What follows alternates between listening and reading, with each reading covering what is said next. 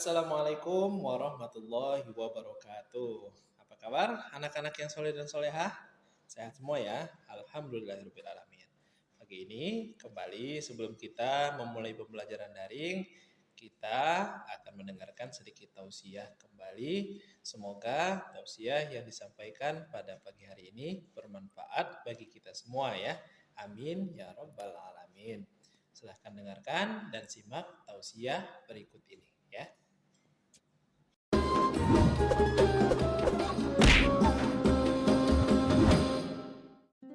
Kisah Nabi Nuh alaihi salam.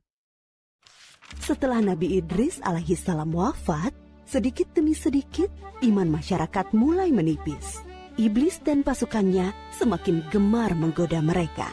Kemudian mereka mulai senang membuat patung. Mereka membuat patung untuk menghormati para pahlawan, leluhur, tokoh-tokoh yang sudah mati. Patung-patung itu diberi nama sesuai nama para tokoh itu. Dari sekedar penghormatan, lama-kelamaan mereka mulai menyembah patung-patung itu. Mereka percaya bahwa patung-patung itu mempunyai kehebatan dan kekuatan yang bisa melindungi dan menentukan nasib mereka. Di antara patung-patung yang disembah itu, ada 5 yang paling mereka agungkan, yaitu Wa'ad, Suwa, Yahud, Yauk, dan Nasr. Inilah asal mulanya manusia menyembah patung dan berhala. Tentu saja, ini semua hasil pekerjaan iblis dan pasukannya yang berusaha sekuat tenaga menyesatkan manusia agar tidak menyembah Allah dan masuk neraka bersama mereka. Allah tidak membiarkan manusia tersesat semuanya tanpa petunjuk.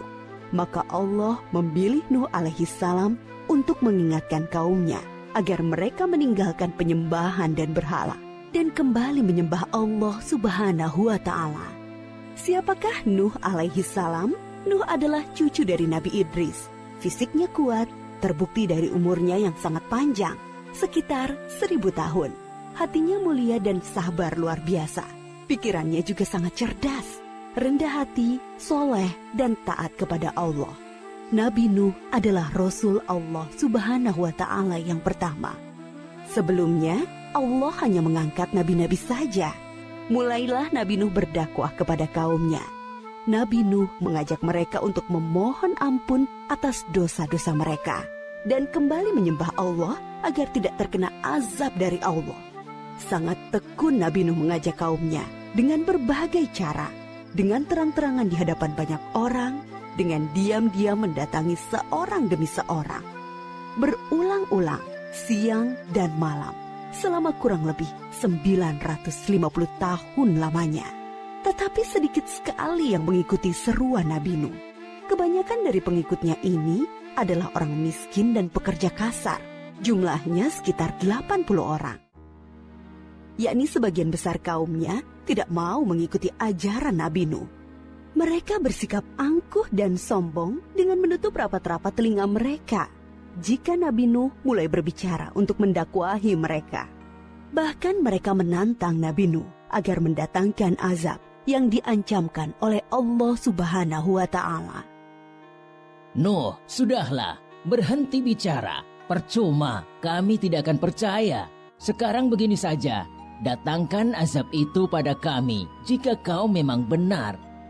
Kami yakin tidak akan ada azab yang menimpa kami karena kelakuan kami. Kau hanya berdusta.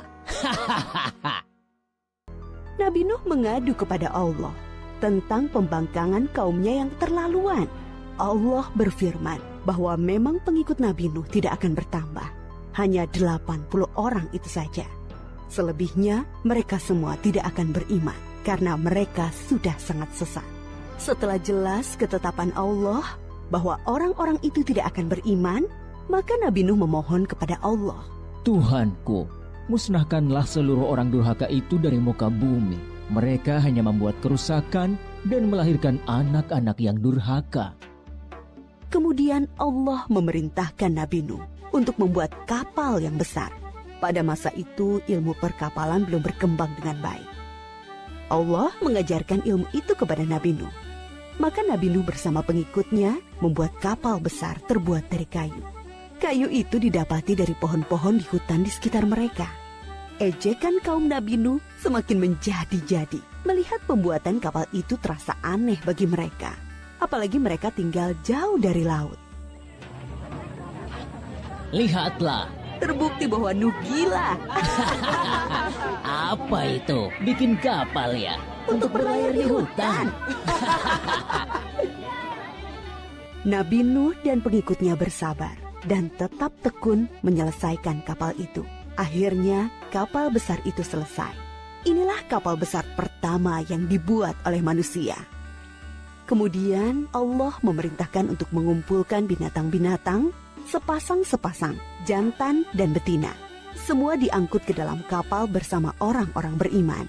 Semua keluarga Nabi Nuh, termasuk yang diangkut ke dalam kapal, kecuali istri dan salah satu anaknya, Kan'an. Mereka tidak mau masuk ke dalam kapal. Mereka tidak beriman dan termasuk orang durhaka. Sementara itu, langit menjadi gelap. Angin bertiup kencang, petir menggelegar. Hujan turun sangat lebat. Dari dalam tanah memancar air yang semakin deras. Juga dari dalam rumah-rumah penduduk, dari dapur-dapur mereka. Dengan cepat, air membanjiri bumi. Makin lama makin tinggi, menenggelamkan rumah, pohon-pohon, dan tentu saja orang-orang di luar kapal Nabi Nuh. Ketika Nabi Nuh melihat sekelilingnya dari atas, tampak putranya, Kan'an, sedang menyelamatkan diri dari banjir. Karena kasih sayangnya kepada anaknya, Nabi Nuh berseru, Anakku sayang, masuklah ke dalam kapal ini. Tidak ada yang bisa selamat dari azab ini kecuali yang berada di dalam kapal. Tidak ayah, aku akan memanjat bukit yang tinggi. Pasti aku akan selamat. Tiba-tiba datang gelombang besar dan Kan'an tidak terlihat lagi. Dia termasuk yang dibinasakan. Nabi Nuh sangat sedih, tetapi beliau menerima keputusan Allah. Di dalam kapal, Nabi Nuh bertasbih, memohon ampun dan berdoa tidak henti-hentinya bersama orang-orang beriman. Setelah beberapa hari, Allah memerintahkan bumi untuk menelan banjir itu. Hujan berhenti, air pun surut masuk ke dalam tanah. Kapal pun berlabuh di daratan lagi. Orang-orang beriman keluar dari kapal dengan tetap bertasbih. Syukur yang tiada terkira. Mereka memulai hidup baru tanpa gangguan orang-orang kafir yang sudah tenggelam, dibinasakan Allah karena kesesatan mereka. Kisah Nabi Nuh memberikan kita pelajaran bahwa durhaka kepada Allah dan tidak patuh kepada Rasul utusannya membuat manusia ditimpa azab di dunia ini maupun di akhirat.